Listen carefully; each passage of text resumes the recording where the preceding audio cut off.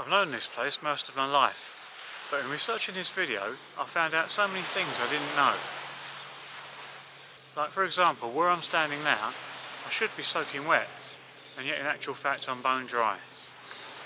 I'll explain more of that later. Welcome to West Bay, a charming, charismatic, picturesque fishing village on the coast of Dorset.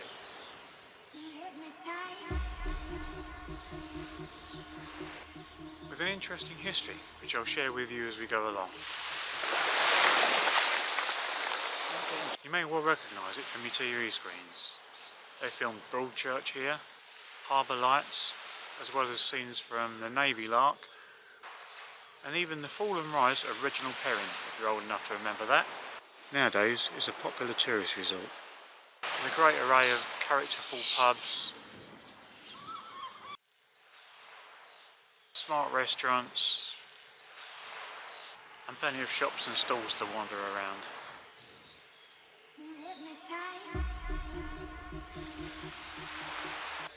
Now about that history, and I wonder how much of this you know. About a mile up the River Brit, inland from here, is the bustling town of Bridport. I always wondered though, why they call that place Bridport, when actually there's no port there. It always seemed to me that with the only port on the River Brit being right here in West Bay, then this place should have been called Bridport. What I didn't know though, was that back in the 13th century, the ships actually used to sail up the river into Bridport, and at that time there would have been a port there. At that time this place was called Bridport Mouth, and there was almost nothing here.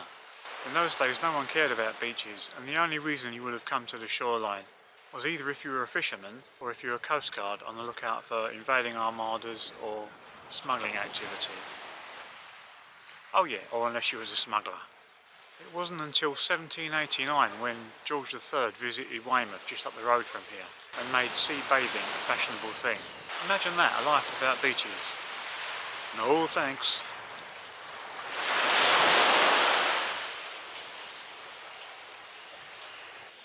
Anyway, as the years went by, the tide brought more and more silt up the river, which settled on the riverbed and made it more and more difficult for ships to navigate up to Bridport, and so a new solution had to be found. And that brings me to why I should be wet standing here. Because apparently this is the original course of the river. Saying that, it's not known for sure and there are different opinions on it. But one strong viewpoint is that the river originally ran here just to the foot of East Cliff. Either way, it would seem that the first attempt at a harbour here actually in West Bay was in the pool just upriver of the current sluice gates. These days you can hire a small boat there and row your way up towards Bridport. Alternatively, bring your own paddleboard or kayak and paddle up for yourself. It's a pleasant little trip. So anyway, after many years of successful port again, the new harbour silted up as well.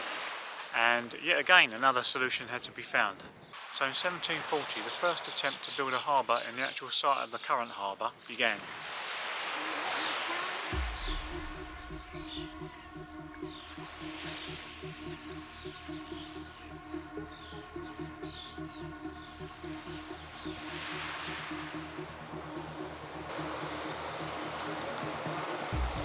Two wooden piers were built to protect the entrance to the harbour, and if you go with the theory that the original river went through where I'm standing now, that would have been when the river was diverted to go through the piers.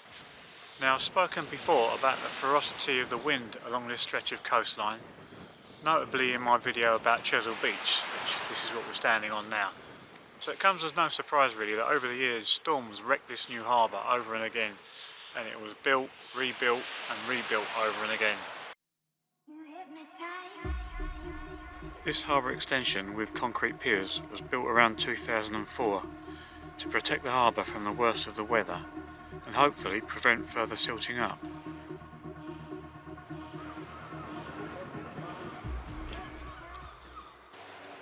And this area has long had a reputation for rope making, not surprising given the importance of rope in shipping, particularly in the days of sail. But what I didn't know was that for over 100 years there was also an actual shipyard here building ships. It was to the west of the current harbour, so quite likely among others on the site of this new building here. You may well recognise it from the ITV drama Broadchurch. It was portrayed as the local police station. Looks like a local police station, doesn't it? In reality, I believe it's top-end holiday apartments. Don't worry though, you don't have to be rich to stay in West Bay. The caravan site is still here, and they take tents and tourers. Also there's plenty of B&B around.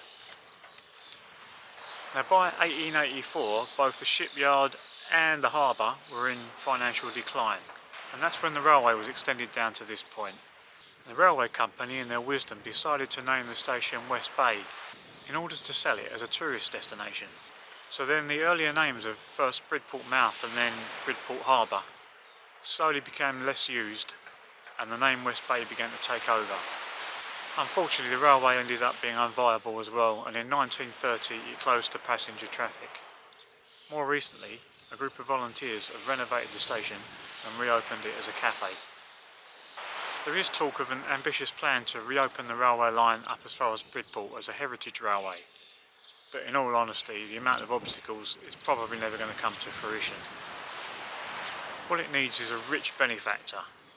If you find all of this history quite interesting, then I would definitely recommend a visit to the local museum. It will fill in a lot of details around what I've told you. Mind you, if you like history and scenery, then I'd also recommend you subscribe to this channel if you haven't already done so. After all, if it's got to do with the coast, and particularly down here in the southwest, then there's a good chance I'll be covering it, and there'll definitely be scenery and stories. Now, even if you've never ever watched Broadchurch, I'm sure you'll still be familiar with these cliffs. RTV used them as subliminal messaging throughout all three series. You'd get a 3-second clip a bit like this one between adverts on other shows. These piers were used in the same way. Everyone must have seen a shot of David Tennant and Olivia Colman sitting on the bench here. Also, of course, this place is in the middle of the Jurassic coast. Perfect spot for a little bit of prehistoric fossil hunting. Be careful not to go too close to the cliff edge, mind you. Only the other day we had quite a significant rockfall just about half a mile down from here, and you wouldn't have much chance if you got caught underneath that. Now, if you want to see more of this area, I'll link a couple of videos for you. In the top corner I'll put a video of Chesil Beach that I spoke of earlier, and in the bottom corner I'll put a video of a coast path walk I did from here to Charmouth over the Golden Cap.